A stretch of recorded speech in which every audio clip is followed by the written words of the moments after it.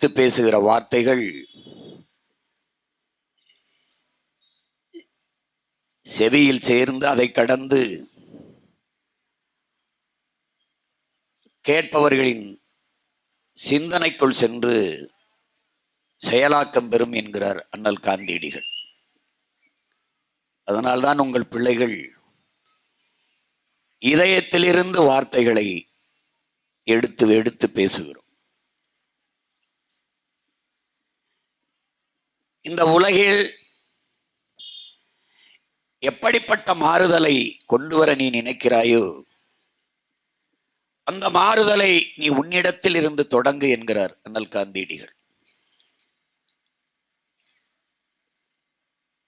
உலகம் முழுமைக்கும் நிகழ்ந்திருக்கிற பெரும் மாறுதல்கள், மாபெரும் புரட்சிகள் எல்லாம் அப்படி நிகழ்ந்தவைதான்.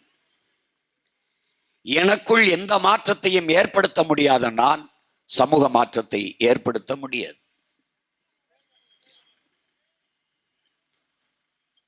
என் தாய்மொழியில் பிறமொழி களவாமல் நான் பேச வேண்டுமா என்றால் நான் தான் பேச வேண்டும். அது என்னிலிருந்தான் தொடங்க வேண்டும்.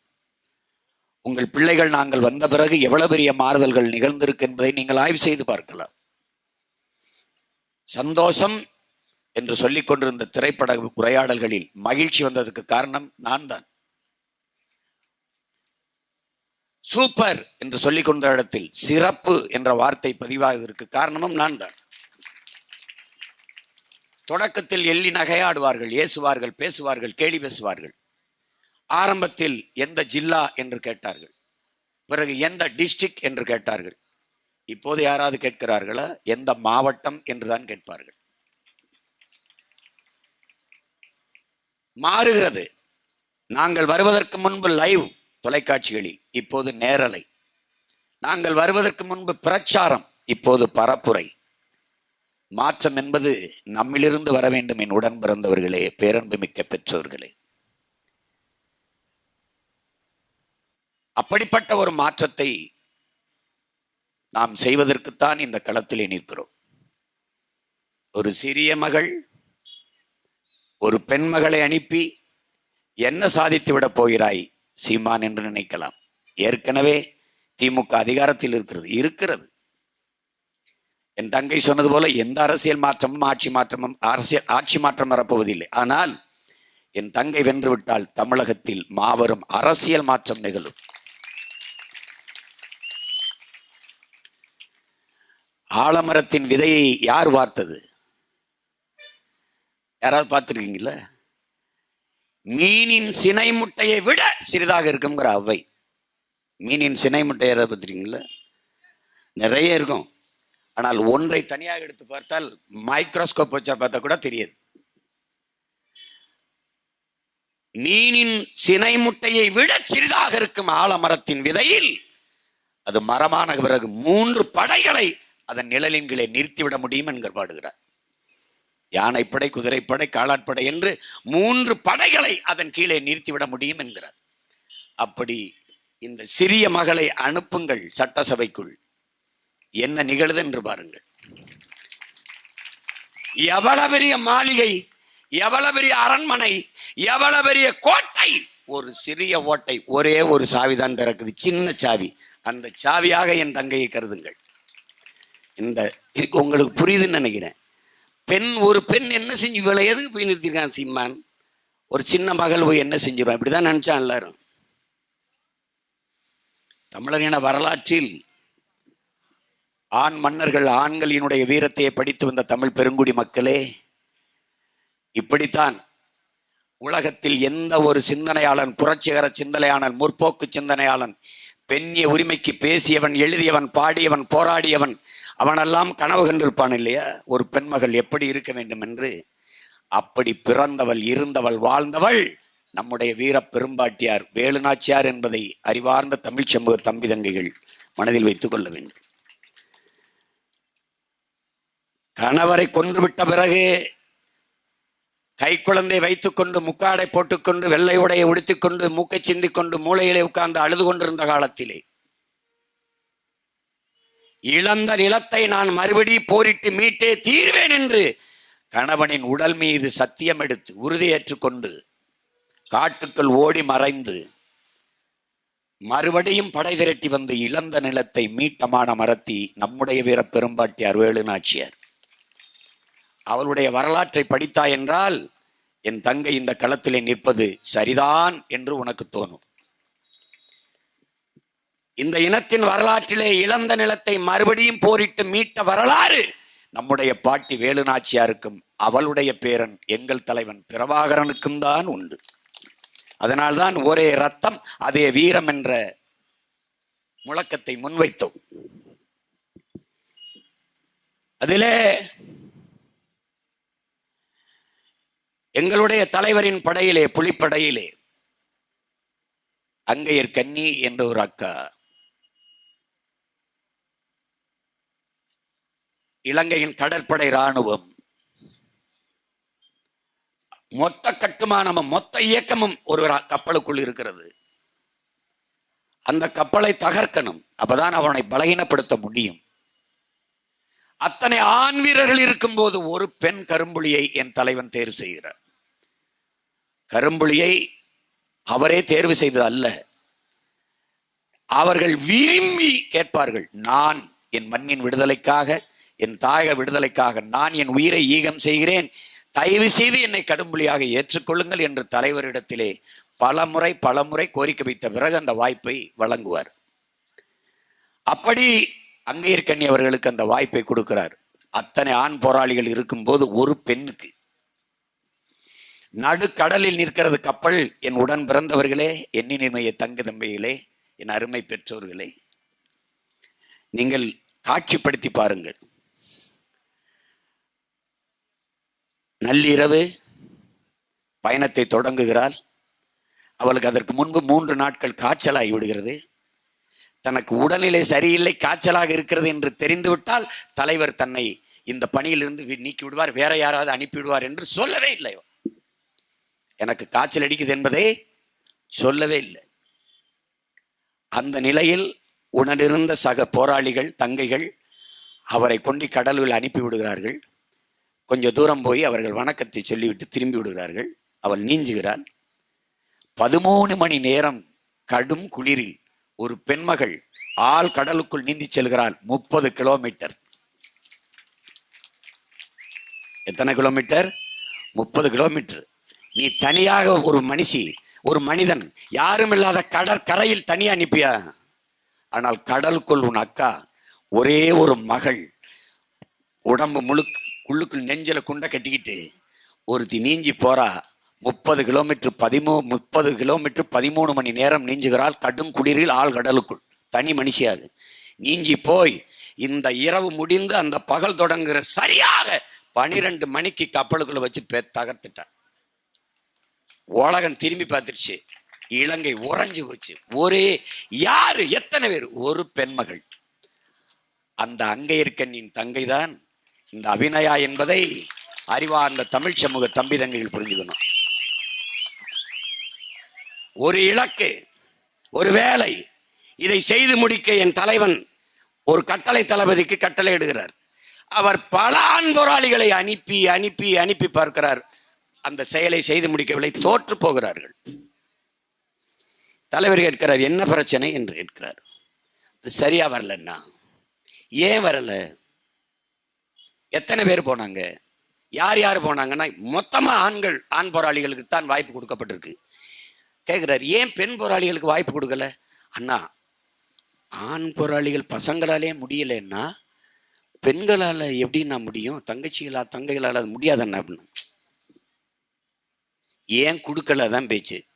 சரி, ஒரு முறை கொடுத்து பாருங்கன்னு தலைவர் சொல்லை தட்ட முடியாமல் பெண் போராளிகளுக்கு அந்த வாய்ப்பை கொடுக்கிறார்கள். அதுவரை ஆண் போராளிகள் செய்ய முடியாததை பெண் போராளிகள் செய்து முடித்தார்கள். அன்னைக்கு தெரிந்தது.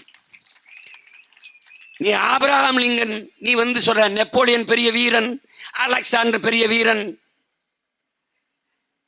செங்கிஸ்கான் பெரிய வீரன் சொல்லிட்டே வருவே. நீ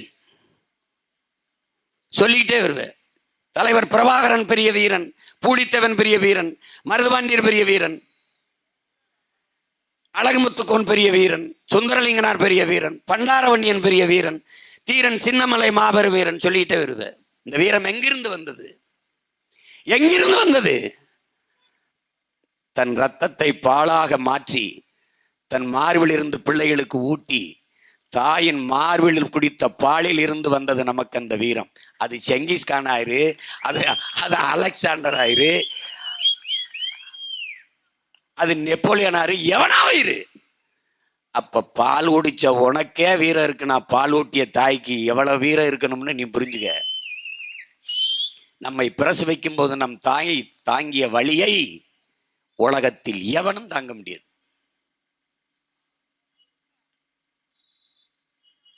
பெண்களை போற்றாத எந்த நாடும் பெருமை அடையாது. இத்திரண்டு ஆண் வேட்பாளர்கள் கடையில ஒரு தங்கச்சியை நிறுத்தணும்னு வம்பா நிறுத்தினதுக்கு காரணம் அதுதான். நான் வெளிப்படையாக கேட்கிறேன், 3 வேட்பாளர்களை ஒரே மேடையில் நிறுத்தி பேச விடுங்கள். என் தங்கையை வென்று விடுங்கள்.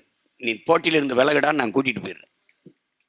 அவ கேட்கிற கேள்விக்கு பதில் சொல்லுங்க, இல்ல நீங்க அவள்கிட்ட கேள்வி கேளுங்க.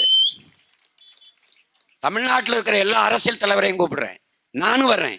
என்னைய பேசி ஜெயிச்சிருங்க, நான் அரசியலை விட்டே போயிடுறேன். நீங்க ஒரு 1/2 மணி நேரம் பேசணும், ஐயா ஸ்டாலின் ஒரு 1/2 மணி நேரம் பேசணும், எல்லா தலைவர்களும் 1/2 மணி நேரம் பேசணும், நானும் ஒரு 1/2 மணி நேரம் பேசுறேன். நீங்களும் கடுத்தெடுத்துவீங்க. நீங்க வந்தா ஆட்சி எப்படி செய்வீங்கன்னு சொல்லுங்க, அவர் வந்தா ஆட்சி எப்படி செய்வீங்கன்னு சொல்லுங்க, நான் வந்தா எப்படி செய்வேன்னு சொல்றேன். எனக்கு சொல்ல தகுதி நேர்மையும் உரிமை இருக்கு. ஏன்னா நான் வரலை, நீங்க வந்துட்டீங்க. உங்க ஆட்சியின் லட்சணத்தெல்லாம் நாங்கள்லாம் வீதியில நிற்கிறோம். நீங்க உங்க ஆட்சியின் லட்சணம் என்ன? ஒருத்தர் சொல்றான், சரக்கை குடிச்சிட்டு காலிப்பாட்டில் கொடுத்தா 10 ரூபா, பாடியை கொடுத்தா 10 லட்சங்கிறான். இதுதான் இந்த ஆட்சியினுடைய. இப்போ நீங்கள் கள்ளச்சாராயம் குடித்து செத்தவர்களுக்கு நிவாரணம்னு சொல்கிறத மாற்றிக்கிறணும். கலைஞரின் நூற்றாண்டுக்கான இளம் விதவை பெண்களின் மேம்பாட்டு திட்டம், இளம் விதவை பெண்களுக்கான மேம்பாட்டு திட்டம்னு சொல்லுங்க. இனிமே அப்படி சொல்லுங்க. கள்ளச்சாராயம் கலைஞரின் நூற்றாண்டு, அதற்காக இளம் விதவை பெண்களுக்கான மேம்பாட்டு திட்டம். அந்த திட்டத்தின் தலைவர் யார் என்றால் திராவிட மாடலின் நாயகன் ஐயா ஸ்டாலின் அவர்கள். இங்கே அருமை தம்பி முன்னாள் ராணுவ வீரர்களுக்கு என்ற அரசியல் அமைப்பு வைத்திருக்கிற தம்பி முனைவர் சுரேஷ் பாபு அவர்கள் கூட சொன்னாங்க, அண்ணே ரேஷன் அரிசி போடுறாங்க அப்படின்னு. அறிவார்ந்த என் தம்பி தங்கிட்ட கேட்கறதுக்கு என்கிட்ட கேள்வி இருக்குது, நான் அதை சொல்லணும்னு நினைக்கிறேன். நம்ம அப்பா ஒரு விவசாயி, நம்ம ஒரு விவசாயி, நீ ஒரு விவசாயி. நம்ம நிலத்துல விளையுது நெல், அதை நம்ம விற்கிறோம். நம்ம நிலத்தை விற்கிறோம், அரிசியை விற்கிறோம், நெல்லை விற்கிறோம். அந்த நெல் அரிசியாகி கடைக்கு விற்பனைக்கு வரும்போது தரமா இருக்கு, மக்கள் சேவைக்கு ரேஷன் கடைக்கு வரும்போது தரமற்று புழுத்து போய் மூக்கு கிட்ட கொண்டு போக முடியாத நாத்தடிக்குது. ஒரே வயலில் விளைந்த நெல் வியாபாரத்துக்கு போகும்போது தரமா போகுது, மக்களுக்கு கொடுக்க ரேஷன் கடைக்கு வரும்போது தரம் கட்டு வருது. இடையில என்னடா நடக்குது? இதுதான் கேள்வி. நீ கேட்க வேண்டிய கேள்வி இதுதான். என்ன நடக்குது? என்ன நடக்குது?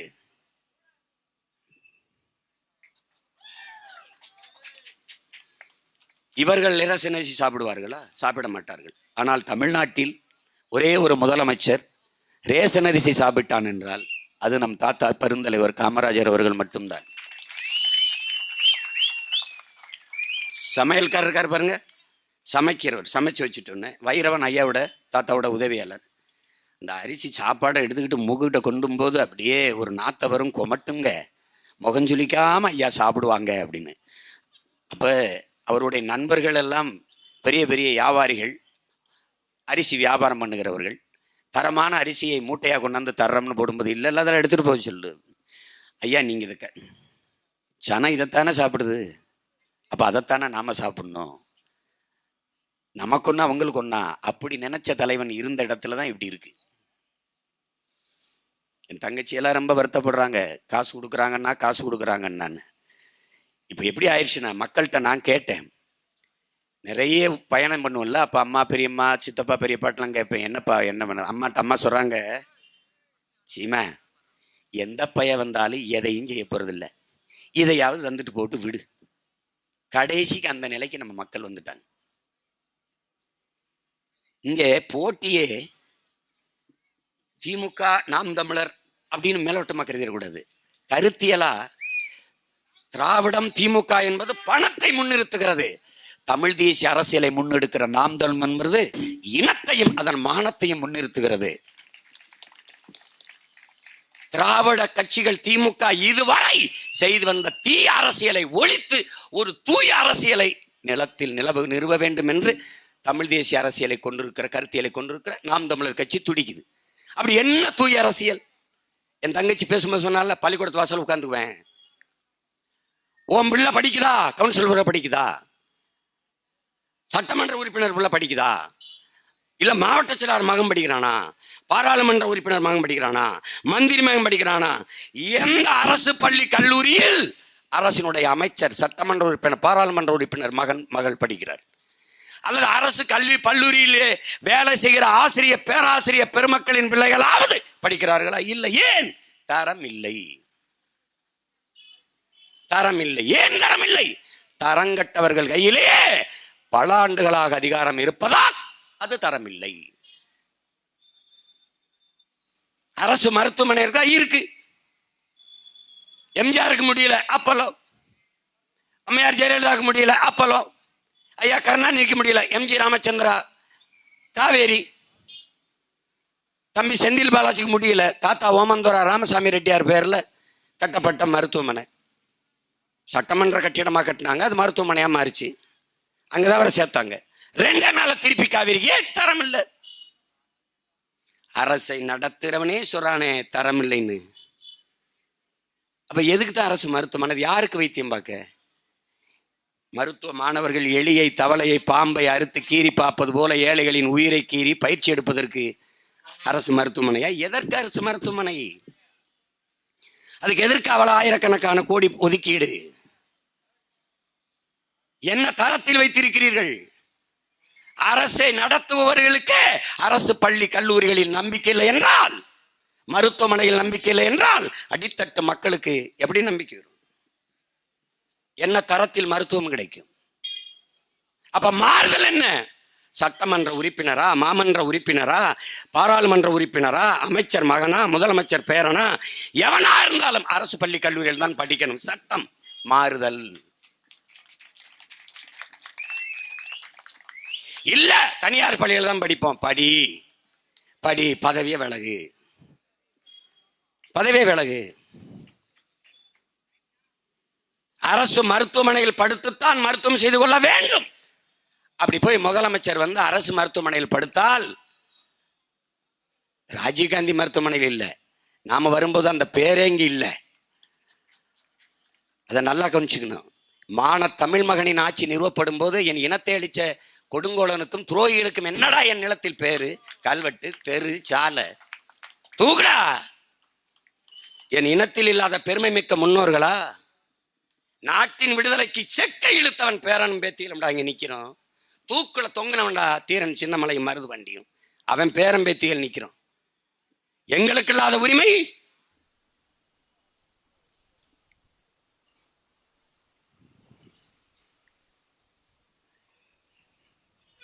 ஏமாந்துட்ட. எச்சரிச்சுக்க, விழிச்சுக்க. விழிப்புணர்வற்ற சமூகத்தில் நடிப்பவனுக்கே முதலிடம் கிடைக்கும் என்கிறார் ஐயா இறை என்பவர்கள். இதை நல்லா கவனிச்சுக்கணும். நீ சார்லி சாப்ளின் மாதிரி நடிக்க சொல்றான் பள்ளிக்கூடத்தில் மாறுவேடம் போட்டு. சார்லி சாப்ளின் மாதிரி ஒரு மாணவனுக்கு முதல் பரிசு, 2வது மாணவனுக்கு 2வது பரிசு, 3வது ஒருத்தர் நடிச்சிருக்காரு, அவருக்கு 3வது பரிசு. 3 பேரை வரிசையில் நிக்க சொல்லி சொல்றாங்க, பாராட்டுறாங்க. கடைசியா 3வதா நின்னாரு பாருங்க, அவர் உண்மையிலே சார்லி சாப்ளின், அவருக்கு தான் 3வது பரிசு. என்ன சிரிக்கிறீங்க? உண்மையிலே நடந்திருக்கு. உண்மையிலேயே சார்லி சாப்ளினுக்கு உண்மையிலே சீமான் நடிக்கும் போது சீமானை விட்டுட்டு மொத்தம் 3 பேருக்கு முதல் பரிசு. சீமான் மாதிரி நடிச்சவனுக்கு அப்படி. இதுதான்.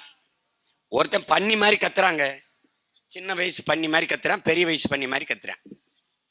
பன்னி மாதிரியே கத்துறான், கூட்டம் நல்லா ரசிக்குது, காசு போடுது. அவன் எந்த வேலைக்கும் போறதுல பன்னி மாதிரி கத்தி கத்தி சாப்பிட்டே திறான்.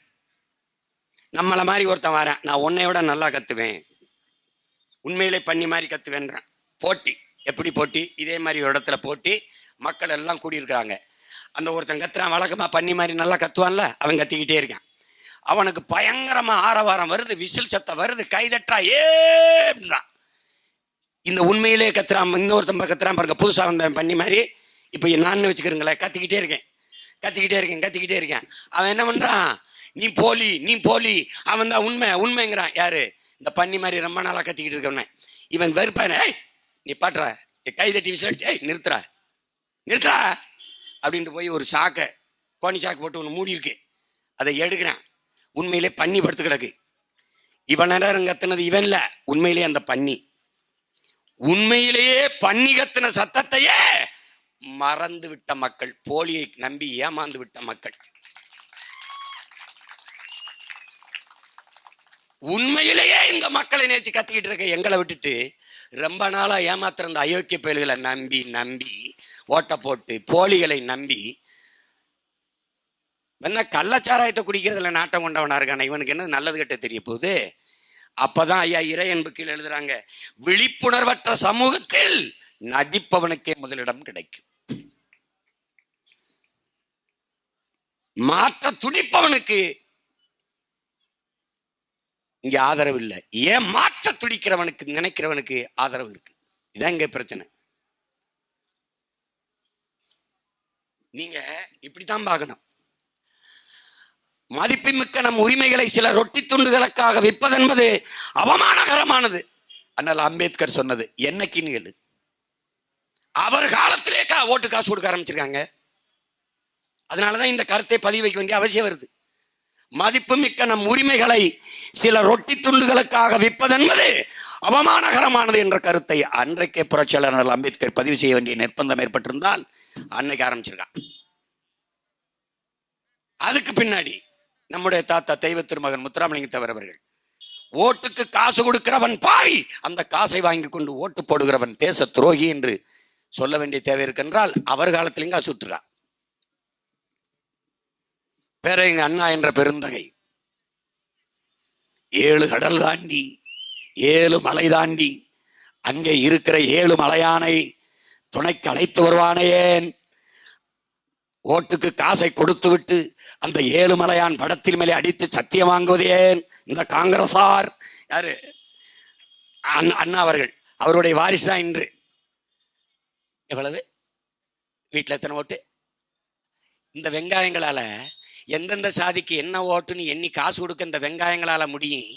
எந்தெந்த சாதி எந்தெந்த ஊர்ல எவ்வளவு இருக்குன்னு எண்ணி சாதி வாரி கணக்கெடுப்படுத்து அதுக்கேற்ப இடஒதுக்கீடு கொடுக்க முடியாது.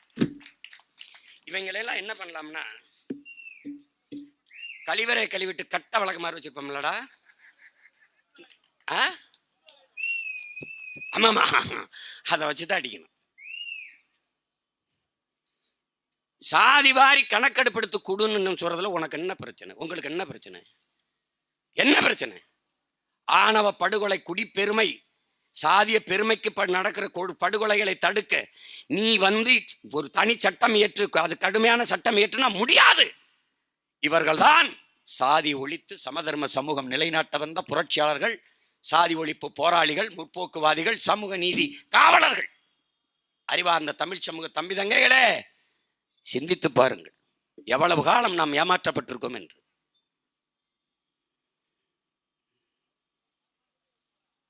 சாதியும் மதமும் நம்மளை பிளந்து பிரிக்கும் அந்த உணர்ச்சி. கடற்பாறை அருவாள் கத்தி போல வெட்டி பிளக்கும் சதையை எது இணைக்கும்? மொழி, இன உணர்வு. மொழி என்கிற நூலும் இன உணர்வு என்கிற ஊசியும் தான் அதை தைத்து இணைக்கும். இதை என்னிலும் இளைய என் தம்பி தங்கிகள் புரிந்து கொள்ளணும். இங்கே பேசுகிற சீமான், இங்கே வேட்பாளராக இருக்கிற அபிநயா, உலகம் முழுமைக்கும் சீமான் பேச்சையும், அபிநயா பேச்சையும், காளியம்மாள் பேச்சையும், தம்பி ஜெகதீசன் பேச்சையும், துரைமுருகன் பேச்சையும், இமாயன் பேச்சையும், தங்கை சீதாலட்சுமி பேச்சையும் கேட்கிறார்கள் மக்கள் என்றால், ஒரு தொப்புள் கொடி உறவு, ஒரு கொடி உறவு இல்ல, மொழி கொடி உறவு, தமிழ் கொடி உறவு தான். அதை கவனத்தில் வச்சுக்கணும். சாதிவாரி கணக்கெடுப்பு எடுக்க முடியாது என்றால், சாதிவாரி இடஒதுக்கு மத்திய அரசு எடுக்கணும் என்றால் அவன் எடுக்க மாட்டான் என்று தெரிந்து அங்கே நகர்த்தி விடுவது. சாதிவாரி கணக்கெடுப்பு எடுக்கல, அருந்ததியருக்கு 3 விழுக்காடு நான் தான் கொடுத்தேன் சொன்னது யாரையா? கருணாநிதி. கொடுத்தது யார்? அவர் தான். இஸ்லாமிய குடிகளுக்கு 3.5 விழுக்காடு கொடுத்தேன், கொடுத்தது யார்? அவர் தான். இப்ப 10.5 விழுக்காடு படையாட்சிகளுக்கு கொடுத்தது யார்? ஐயா எடப்பாடி பழனிசாமி. இவர் தான். மாநில அரசு தான். அது ஏற்கப்படுது, எதிர்க்கப்படுது, அதை போராடுறோம், அது வெல்றோம், அது வேற. மாநில அரசு கொடுக்க முடியும் என்றால் குடிவாரி கணக்கெடுப்பு எடுக்க முடியாதா? எடுக்கிற உரிமை இல்லையா? கொடுக்கிற அதிகாரம் இருக்கிற உனக்கு எடுக்கிற அதிகாரம் இல்லையா? அப்ப எவ்வளவு பெரிய ஏமாற்று! ஏன் எடுக்க மாட்டாய்? எடுக்க மாட்டாய். எடுத்தால் 1/2 நூற்றாண்டு காலத்திற்கு மேலாக தமிழ் குடிகளை நீங்கள் எவ்வளவு காலம் வஞ்சித்து ஏமாத்தி எங்களுக்கான இடத்தை அனுபவித்துக் கொண்டிருக்கிறீர்கள் என்று தெரிந்துவிடும். வெடிப்பான், துடிப்பான், கிளர்வான், புரட்சி செய்வான், தரைமட்டமாக கீழே விழுவாய். எடுக்க மாட்டார். பெரியாரை பேசியவர்கள் எடுக்க மாட்டார்கள். பிரபாகரன் பிள்ளைகள் தான் குடிவாரி கணக்கெடுப்பு எடுத்து ஒவ்வொரு குடிகளுக்கும் உரிய இடஒதுக்கீடு அல்ல, உரிய பங்கீடை கொடுப்போம். இது நடக்கும் பார். ஏன் 10.5ங்கிற? குடிவாரி எண்ணிட்டா 15 விழுக்காடு வருத. குடு. கவுண்டர் 2 கோடியா? 2 கோடி. அது 18 விழுக்காடு. குடு. கல்லர் எவ்வளவு? என்ன கல்லர் இவ்வளவு வருது? குடு. யாராவது அங்க கேட்டா கேள்றா? கேட்டா கேளு. முதலியார் எவ்வளவு, பிள்ளை எவ்வளவு, உடையார் எவ்வளவு, கோனார் எவ்வளவு, எண்ணி கொடு. எண்ணி கொடு. எடுத்து கொடுக்காத, அள்ளி கொடுக்காத, அளந்து கொடு, அளந்து கொடு. அதுதான் சரியான சமூக நீதியா இருக்க முடியலன்னா அது அநீதி. எப்படி எவ்வளவு காலமாக ஏமாற்றிக் கொண்டிருக்கிறார்கள் என்று நீ பார்க்கணும். எவ்வளவு காலமாக என்று பாரு. நீ நல்லா கவனிச்சுக்க என் அன்பு தம்பி தங்கைகளே. சாதிய ஏற்றதாழ்வுகளை வைத்துக் கொண்டு சமூக மேம்பாடு, சமூக முன்னேற்றம் என்று பேசுவது மலக்குழியின் மேலே போடுகிற மல்லிகை பந்தலுக்கு சமம் என்கிறார் புரட்சியாளர் அண்ணல் அம்பேத்கர். இவன் தாழ்ந்தவன் பறையன், இவன் கீழே விழுந்தவன் அருந்ததி, இவன் தாழ்ந்தவன் சாணான், இவன் அதற்கு கீழே தாழ்ந்தவன். இப்படி ஒவ்வொருத்தனாக தாழ்த்தி தாழ்த்தி சக குடிகளை, ஒரு தாய் பிள்ளைகளை, தமிழ் தாய் பிள்ளைகளை, சொந்த ரத்தங்களை தாழ்த்தி வீழ்த்தி சுகம் காண்பது ஒரு மனநோய். நீ அவன் தாழ்ந்தவன், இவன் தாழ்ந்தவன், இவன் தாழ்ந்தவன் என்கிறாய். தமிழனே தாழ்ந்தவன்.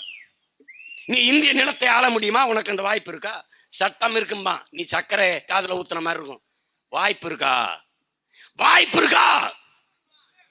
ஒரிசாவை ஒரு தமிழன், ஒரு மரத்தமிழன் கார்த்திகேய பாண்டியன் ஆளுவானோ என்கிற ஆண்டு விடுவானோ அதற்கு வாய்ப்பு இருக்கிறது என்ற நிலையிலேயே பாய் பாய் பாண்டியாங்கிற வெற்றிட்டான்.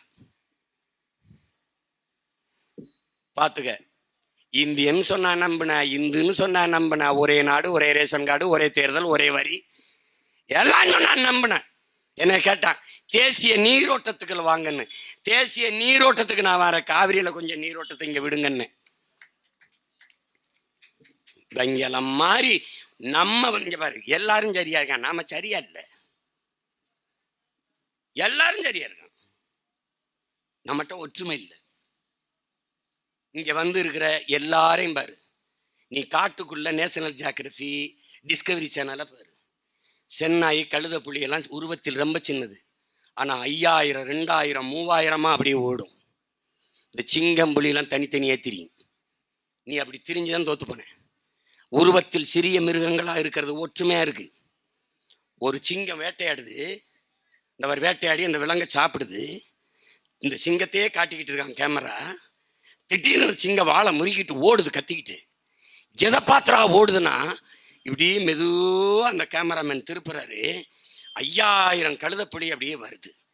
அதை பார்த்துட்டு சிங்கம் ஓடுது. காரணம் என்ன? ஒன்றிணைந்து ஒற்றுமை. ஒற்றுமையில எவ்வளவு வலிமையானவனையும் தகர்த்தர முடியும்னு காட்டுது.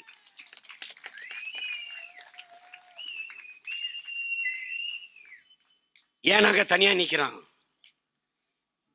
அவங்க எல்லாம் கூட்டமா திரிவாங்க. நம்ம தாத்தாட்ட போய் முத்துராமலிங்க தாத்த, நீங்க வந்து நம்ம சாதிக்கு தலைமை இருக்கணும், நம்ம வயல்கள்லாம் தனித்தனியா திரிறாங்க. போட, நாய் பண்ணிலாம் தானே கூட்டம் கூட்டமா திரியும், சிங்கம் தனியா தானே திரும்பி போயிட்டு. அப்படி மற்ற இனங்களுக்கும் தமிழர்களுக்கு வேறுபாடு என் உடன் பிறந்தவர்களே, அவர்கள் தனித்தனியாக வாழ்வார்கள், ஒருங்கிணைந்து வேலை செய்வார்கள், செயல்படுவார்கள். நாம் ஒன்றாக வாழ்வோம், ஒரே ஊருக்குள் வாழ்வோம், ஒரே நிலத்தில் விளைவதை சாப்பிடுவோம், ஒரே மலையில் ஒரே நீரை குடிப்போம், ஒரே காற்றை சுவாசிப்போம், ஒரே மொழியை பேசுவோம், ஒன்றாக வாழுவோம், தனித்தனியாக செயல்படுவோம். அதான் நமக்கு இருக்க வீழ்ச்சிக்கு காரணம். இப்படி பாரு, இப்ப படையாட்சி வேட்பாளருக்கு பறையர் போட மாட்டார், பறையர் வேட்பாளருக்கு படையாட்சி போட மாட்டார், தேவர் வேட்பாளருக்கு தேவேந்தர் போட மாட்டார், தேவேந்தர் வேட்பாளருக்கு தேவர் போட மாட்டார். எப்படி தமிழ் இனத்திற்கு அரசியல் வலிமை அதிகாரம் வரும்? இதை நீங்க கேட்டு பார்த்துக்கணும். இந்து தமிழன் இஸ்லாமியம் போட மாட்டார், இஸ்லாமிய தமிழன் இந்து போட மாட்டார், இந்து இஸ்லாமிய தமிழர் கிறிஸ்தவர் போட மாட்டார். எப்படி உனக்கென்று அரசியல் வலிமை அதிகாரம் வரும்? இதனால் தான் சொந்த நிலத்திலே நீ 60 ஆண்டுகளாக அடிமையா இருக்கிறாய். உரிமை இல்லை, ஒண்ணும் இல்லை. கடைசியா என்ன இழந்துட்ட? உணர்வை இழந்துட்ட. உரிமையை இழந்தோம், உடைமையை இழந்தோம், உணர்வை இழக்கலாமா என்ற கேள்வியை நீ எழுப்பி பார்க்கணும். அந்த உணர்வை இழந்ததால் தான் நம்ம எளிதாக பிளந்து பிரித்து திராவிடன் சுகம் கண்டுட்டான், ஆண்டுட்டான். இப்ப பாத்தியா, உதயநிதி எங்கள் எதிர்காலம் வருங்காலம்ங்கிறான். அப்ப நீ உதயநிதிட்டே நாட்டை கொடுக்க தயாராயிட்ட. எப்படி இருக்கு? நாங்க அக்கா தங்கச்சி அண்ணன் தம்பி எல்லாம் மனு கொடுத்து போராடிட்டு இருக்கணும், முச்சந்தியில் நின்று ஆர்ப்பாட்டம் போராட்டம். அந்த நிலையெல்லாம் வரணும்னு வச்சுக்க சாவம். ஆனா உங்களை எல்லாம் கொன்னுட்டு தான் சாவோம். கேவலம், கேவலம். தமிழன்னா என்ன அர்த்தம்? மானம், வீரம், அறம், மூன்றும் உயிர். மானம், வீரம், மானம் காக்க வீரம், இது ரெண்டையும் காக்க அறம். அறம் சார்ந்த மறவர்கள் கூட்டம் நாம். அறம் சார்ந்து வாழ்ந்தோம், அறம் சார்ந்து வாழ்ந்தோம். வாடிய பயிரை கண்டவதெல்லாம் வாடி, பயிருக்கு உயிருக்குன்னு வாடிட்டான வள்ளலார் நம்ம தாத்தா பெருந்தகை.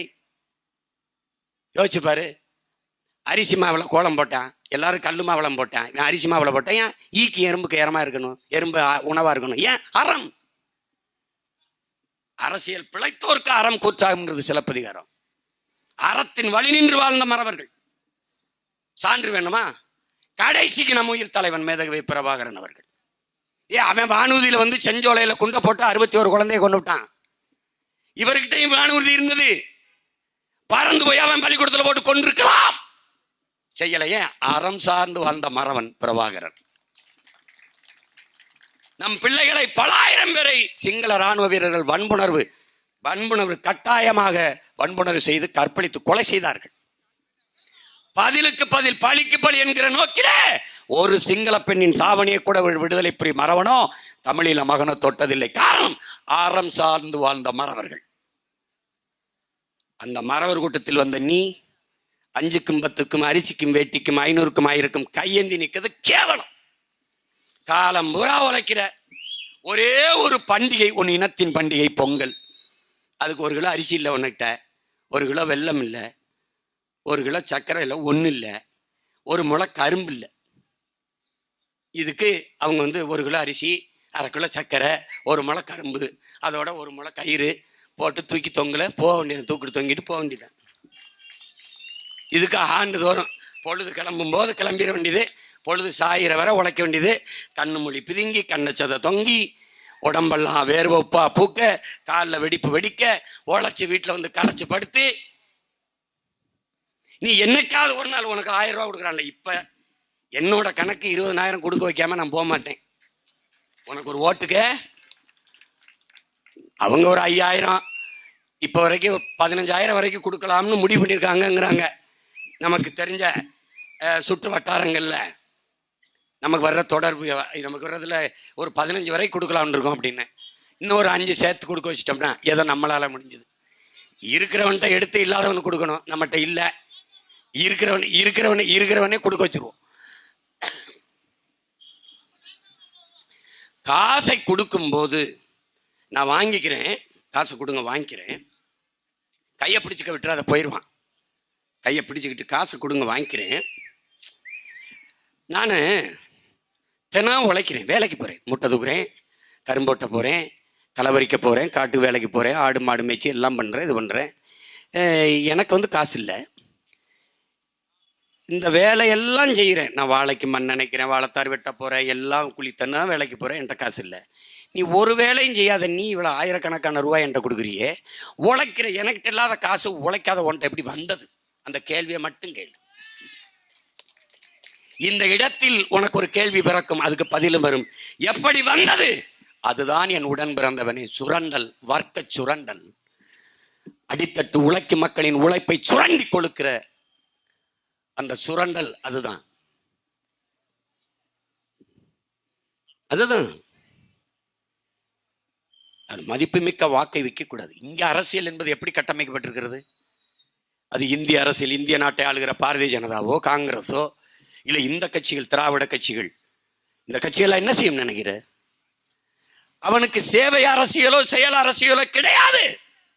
வெறும் செய்தி அரசியல் மட்டும்தான்.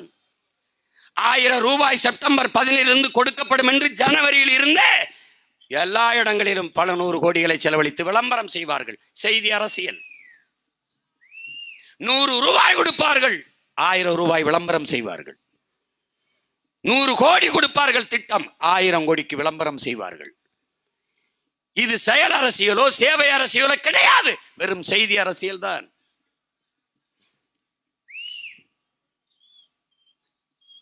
ஒரு நல்ல ஆட்சி கொடுத்தவர்கள், என் தங்கை அபிநயா கேட்கிற மாதிரி, ஓட்டு காசு கொடுக்க வேண்டிய தேவையே இல்லையே.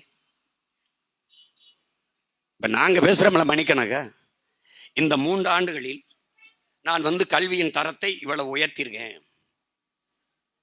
அரசு பள்ளி கல்லூரிக்கு வர்ற மாணவர்களின் எண்ணிக்கையை இவ்வளவு பெருக்கியிருக்கோம், தரம் உயர்த்தி இருக்கிறோம். 50,000 பேர் தமிழ் தேர்வு எழுதவே வரல, தாய்மொழி தேர்வு எழுதவே வரல. இவர்கள் தான் தமிழ் வளர்ச்சிக்கு பாடுபடுகிற தமிழ் பெருங்குடி மக்கள், இவர்கள் தான். நல்லா கவனிச்சுக்க. கல்வியின் தரத்தை உயர்த்தியிருக்கேன், மருத்துவத்தின் தரத்தை உயர்த்தியிருக்கேன். ஏதாவது சொல்ல முடியுதா பாரு.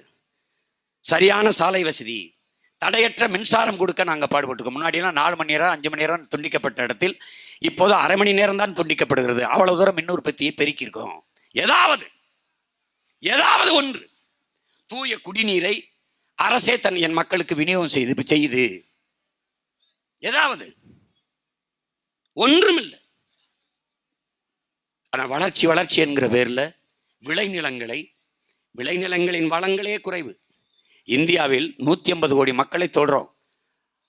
ஆனால் 150 கோடி மக்களுக்கும் செல்போனும் காரும் கொடுக்க திட்டம் வைத்திருக்கிற இந்த நாட்டில் 150 கோடி மக்களுக்கு நீரும் சோறும் கொடுக்க திட்டம் இருக்கா என்றால் நீதான் கேள்வி எழுப்பி பார்க்கணும். இருக்கா? இல்லை. நீ எதை வேண்டுமானாலும் பதிவிறக்கம் செய்ய முடியும், டவுன்லோடு செய்ய முடியும். 1 லிட்டர் தண்ணீரையும் ஒரு நேர சோறையும் நீ பதிவிறக்கம் செய்ய முடியுமா? டவுன்லோட் பண்ணிடுவியா? ஆர்டர் தான் பண்ணணும். எங்க பண்ணணும்? கடைக்கு எப்படி அரிசி பருப்பு வரும்? ஒரு விவசாயி உழுகணும், விதைக்கணும், விளைய வைக்கணும். என்னைக்காவது நீ அதை பத்தி கவலைப்பட்டிருக்கியா? இந்த அரசு கவலைப்பட்டிருக்கா? சிப்காடு 3000 4000 ஏக்கரை பறிக்கிறியே. இத்தனை சிப்காடுகள் இந்த நிலத்தில் இருக்கிறது. என் நில மக்கள் வளர்ந்தது என்ன? வாழ்க்கை தரம் உயர்ந்தது என்ன? உயர்ந்திருந்தால் எதற்கு குடும்ப தலைவிக்கு 1000 ரூபாய் கொடுக்க வேண்டிய அவல நிலை? எதற்கு இலவச அரிசி போட வேண்டிய ஏழ்மை வறுமை? ஏன் கல்லூரிக்கு போற என் தங்கைக்கு 1000 ரூபாய் கொடுக்க வேண்டிய அவசியமே? இலவச பஸ் பாஸ் ஏன் தேவைப்படுகிறது? ஒரு பஸ் கட்டணம் எவ்வளவு வந்துவிடும்? அதை கூட எடுக்க முடியாத நிலையில் என் இனப்பிள்ளைகளை நிறுத்தியது யார்? காலையில் சிற்றுண்டி மாணவர்களுக்கு ஏன் காலை உணவு சாப்பிட்டு கூட படிக்க வர முடியாத நிலையில் இவ்வளவு அடர்த்தியான வறுமையிலே எங்களை ஆழ்த்தியது யார்? 60 ஆண்டுகளாக அதிகாரத்தில் இருந்த நீங்கள் என்ன சாதித்திருக்கிறீர்கள்? ஒருவேளை சோற்றுக்கு கூட வக்கற்ற நிலையில் எங்களை நிறுத்தியதை தவிர நீங்கள் சாதித்தது என்ன?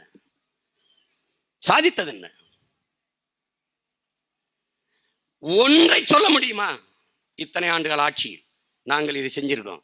இந்த திமுக அதை விடுங்க, ஐயா கருணாநிதி காலத்தை விடுங்க, ஐயா ஸ்டாலின் வந்த இந்த 3.5 ஆண்டுகளில் நான் இவ்வளவு சாதித்திருக்கிறேன். 1, 1000 ரூபாய் கொடுத்தது யாரு காசு? உங்க காசா? நீங்க என்ன சேர சோழ பாண்டியர் வம்சமா? உங்க பரம்பரை நிலத்தை எல்லாம் வித்துட்டு எங்களுக்கு கொடுத்தீங்களா? இல்ல என்ன சொல்லுங்க, எப்படி வந்தது இந்த காசு? எங்க காசு? என் மாமச்சின சித்தப்பன் பெரியப்பன் குடிச்சு கொடுத்த காசுல கொஞ்சம் எடுத்து 1000 500 கொடுத்து அது செய்றீங்க. அது சாதனைன்னு இருக்கிறீங்க. 9 லட்சம் கோடி கடனை வச்சுக்கிட்டு நீயே கடங்கார போய் 1000 ரூபாய் உனக்கு என் தங்கச்சிக்கு 1000 ரூபா கொடுத்தா அவள் தலையில் 1,00,000 ரூபா இப்போ கடன் இருக்கு. நீ ஒரு கடங்கார பைய, நான் ஒரு கடங்கார பைய, அம்மா ஒரு கடங்காரி, நீ ஒரு கடங்கார பைய, எல்லாம் கடங்கார பையல். 1,00,000 ரூபா அவன் மேலே இருக்கு. 9 லட்சம் கோடி. இந்த மயிராச்சின்னு செத்து போயிடுவான். அவன் கடற்கரையில் வேற இந்த வெண்ணெயில புதைக்கணும். யார நம்மளை கடங்காரன் வைக்கணும். இந்த வெண்ணெயை கடற்கரையில் போய் படுத்தாதான் அப்படியே தூக்கம் புதைக்கணும் இவங்கள.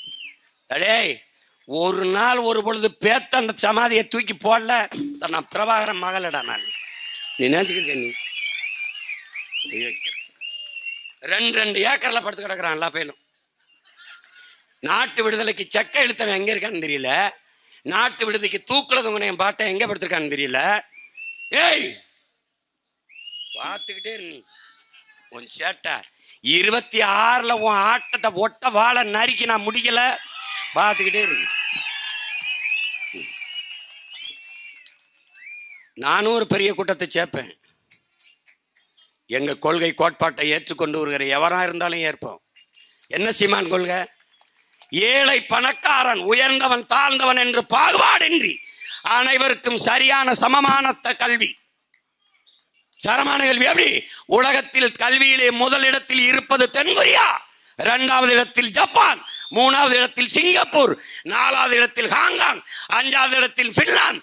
இந்த 5 நாடுகளை தாண்டி தமிழ்நாடு முதலிடத்திலே என்கிற தரத்திற்கு உயர்த்துவது எங்களுடைய கனவு, என்னுடைய விஷன்.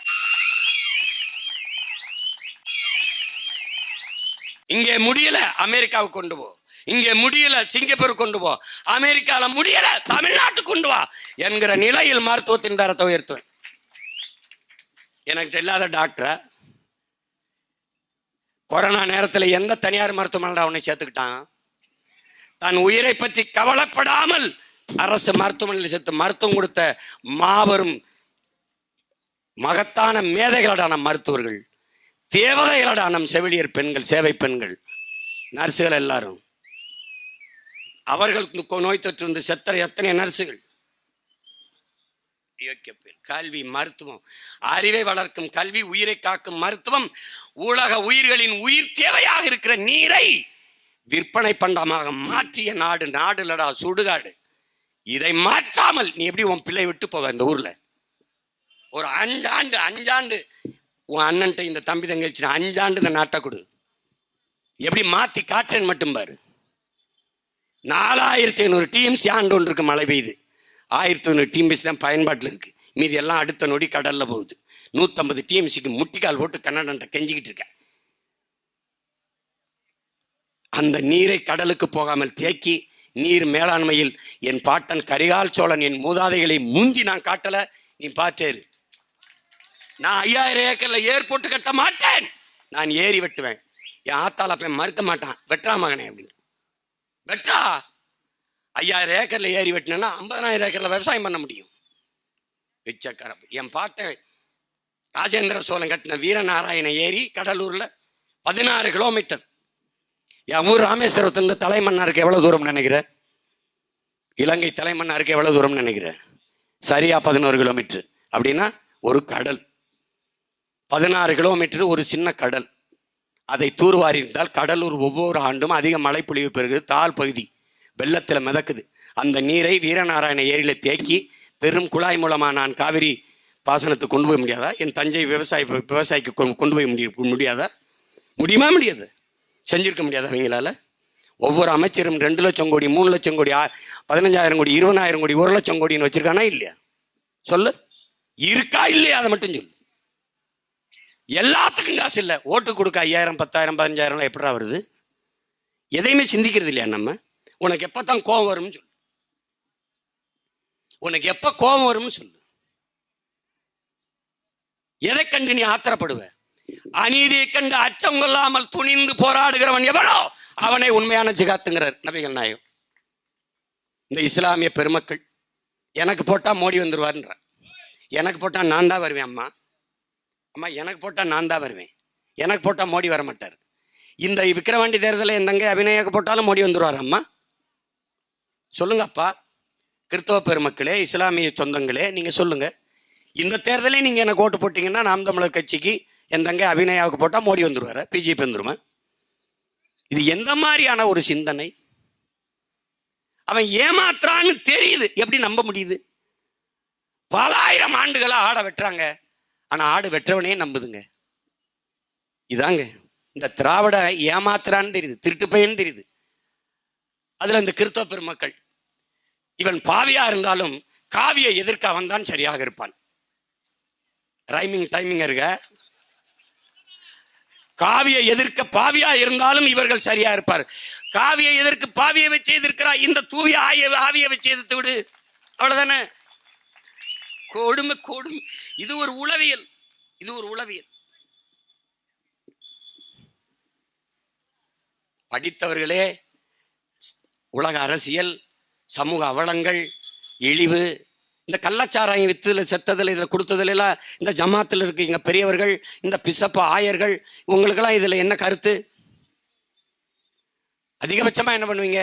சாராயம் குடித்ததிலே அநியாயமாக உயிரிழந்தவர்களுக்காக சற்று ஜெபிப்போம், அதானே நீங்கள் அதிகபட்சமாக செய்கிறது.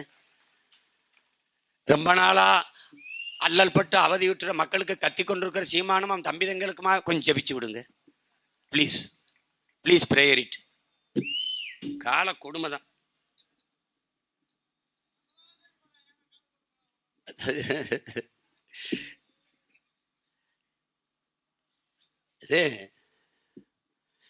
ஒன்றை சொல்ல விரும்புகிறேன். குற்றங்களை அம்பலப்படுத்துவது, உண்மையை உறக்க பேசுவது ஒரு நாட்டில் குற்றமாக கருதப்படுமானால் அந்த நாட்டை குற்றவாளிகள் ஆளுகிறான் என்கிறான் எட்வர்டு ஸ்னோடன் வந்து குற்றங்களை அம்பலப்படுத்துவது, இப்படி நடந்துருச்சு, இப்படி கள்ளச்சாரம் பண்ணிச்சு, இப்படி பேசுறது, அப்புறம் உண்மையை சத்தமாக பேசுறது எல்லாம் குற்றமாக ஒரு நாடு கருதுனா அந்த நாட்டை குற்றவாளிகள் ஆளுகிறார்கள் என்ற அர்த்தமடாங்கிறான் எட்வர்டு ஸ்னோடன். அது மாதிரி இந்த நாடு எவனாவது பேசிட்டான்னு வச்சுக்கிறீங்களேன், ஏன்டா இரும்பு கரம் கொண்டு நசுக்குனது யாரைன்னு நினைக்கிற? கிளிச்சோசியம் பார்த்தவனே, பஞ்சு மிட்டாய் வித்தவனே, இவங்க எல்லாம் இரும்பு கரம் கொண்டு அடக்கிறது. கால கொடுமை. நம்ம வந்து ஒரு நாள் அந்த இரும்பு கரத்தை எடுத்து ஈம்பு தலை பேரிச்சம்பளத்துக்கு போட்டு வாங்கி சாப்பிட்டு போக வேண்டியதுதான். ஒரு மாறுதலையும் இவர்கள் தரப்போவது இல்லை. திமுக வென்று போய் என்ன செய்ய போகுது? இருக்கிற கூட்டத்தில் இன்னொருத்தர் சேர போறாரு. கொள்ள கோஷ்டியில் கூடுதலா அலிபாபாவும் 40 திருடர்கள் மாதிரி அந்த திருடர்களோட இன்னொரு திருடர் சேருவார், அவ்வளவுதான். வேற என்ன நடக்கும்? எந்த மாறுதலும் வராது. இதனால எப்படி மாற்றம் வந்துடும் சீமான்? அப்படி கேட்காதீங்க. மாற்றம் எல்லாம் இப்படித்தான் தொடங்கி இருக்கிறது, இப்படித்தான் தொடங்கி இருக்கிறது. நறுமக்கள், விக்கிரவாண்டியில் வாழ்கிற அறிவார்ந்த தமிழ் சமூக மக்கள், படித்த இளைஞர்கள், பறையரோ படையாச்சியோ, இந்த நிலத்தில் வாழ்கிற எல்லாரும் நீங்கள் அரசியல் விழிப்புணர்வற்ற பிள்ளைகள்.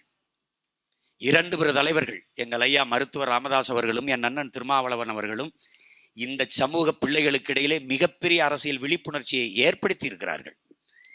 அவர்கள் கூடவே 10 ஆண்டுகள் பயணித்த மகன் என்கிற முறையிலேயே நான் உங்களுக்கு சொல்றேன். எத்தனை வகுப்புகளை நானே எடுத்திருக்கேன். நீங்கள் நல்லா தெளிந்து ஆழ்ந்து சிந்திக்கக்கூடிய ஆற்றல் பெற்ற இளைஞர்கள். எது சரி தவறு என்று உணர்ந்து தெளிந்து வாக்கு செலுத்துங்கள். உங்கள் வாக்கு மக்களாட்சி தத்துவத்தை ஏற்றுக்கொண்ட நாட்டில், ஜனநாயகத்தில் வலிமை மிக்க ஆயுதம். அந்த ஆயுதத்தை அநீதிக்கு எதிராக தூக்குங்கள்.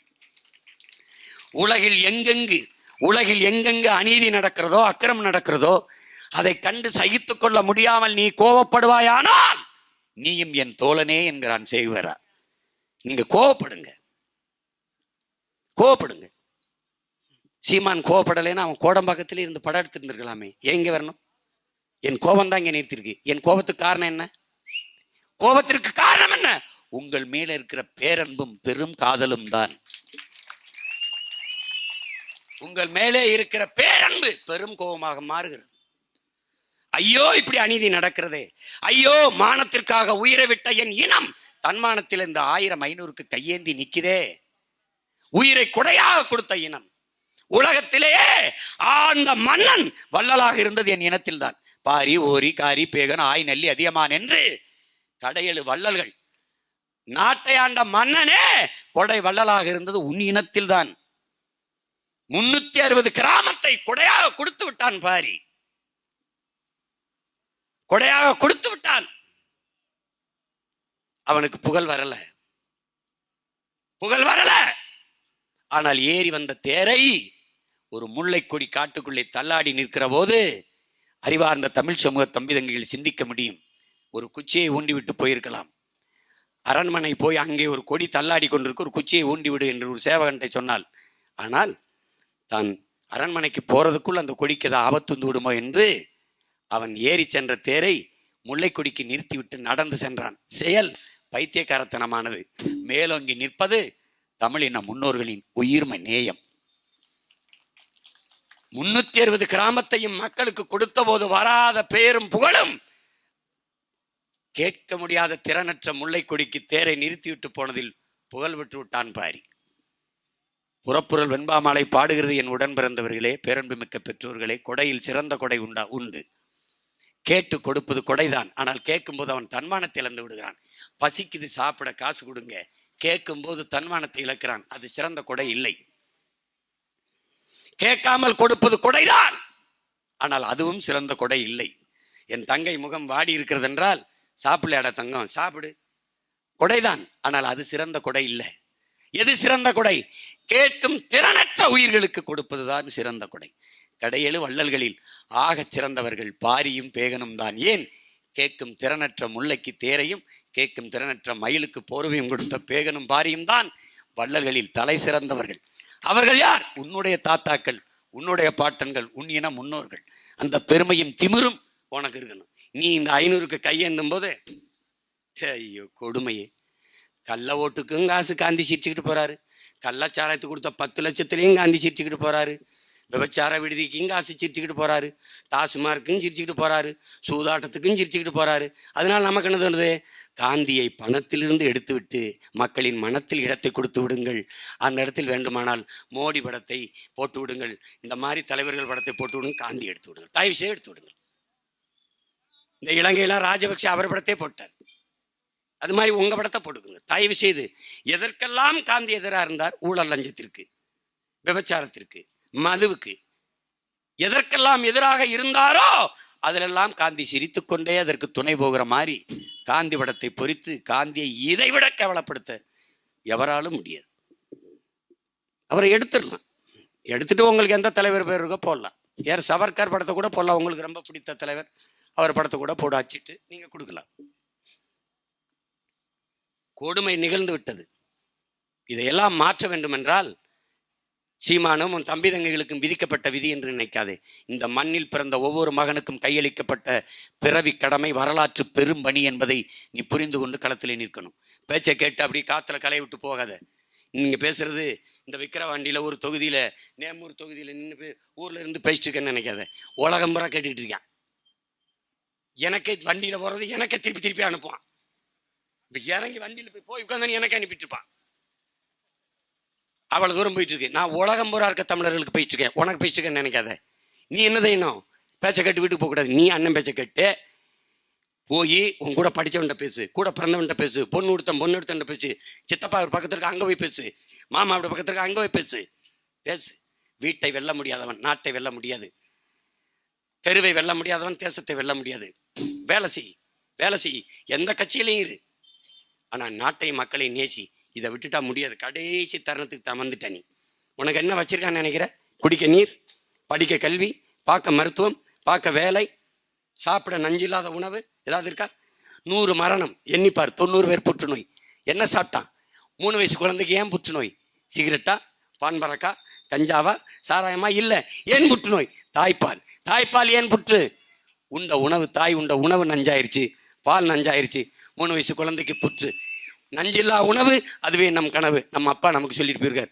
நஞ்சில்லா உணவு யார்? ஸ்டாலின் தர போறாரா? இல்லை உதயநிதியா? இல்லை ஐயா மோடியா?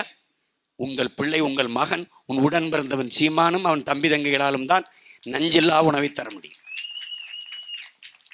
வேளாண்மை கைவிட்ட நாடு பிச்சை எடுக்குது. வேளாண்மைக்கு முன்னுரிமை கொடுக்குமா?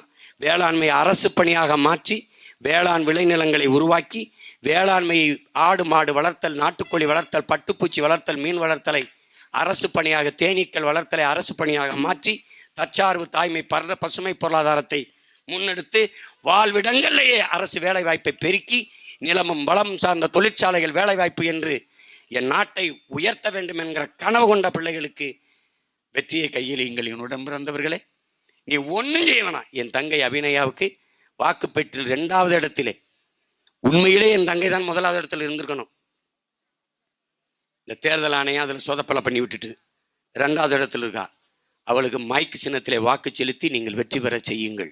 அறிவில் சிறந்த பெருமக்களே, என் அன்பு உடன் பிறந்தார்களே, மாற்றத்தை விரும்பி நிற்கிற மான தமிழ் மக்களே, நாமே மாற்று, நாம் தமிழரே மாற்று என்பதை சிந்தையில் நீங்கள் ஏற்றிக்கொண்டு வருகிற ஜூலை 10ஆம் தேதி நடக்க இருக்கிற வாக்குப்பதிவன்று நீங்கள் மைக்கு சின்னத்திலே, ஒளிவாங்கி சின்னத்திலே வாக்கை செலுத்தி என்னுயிர் தங்கை மருத்துவர் அபிநயா பொன்னிவளவன் அவர்களை வெற்றி பெற வைத்து சட்டமன்றத்திற்குள் அனுப்புங்கள்.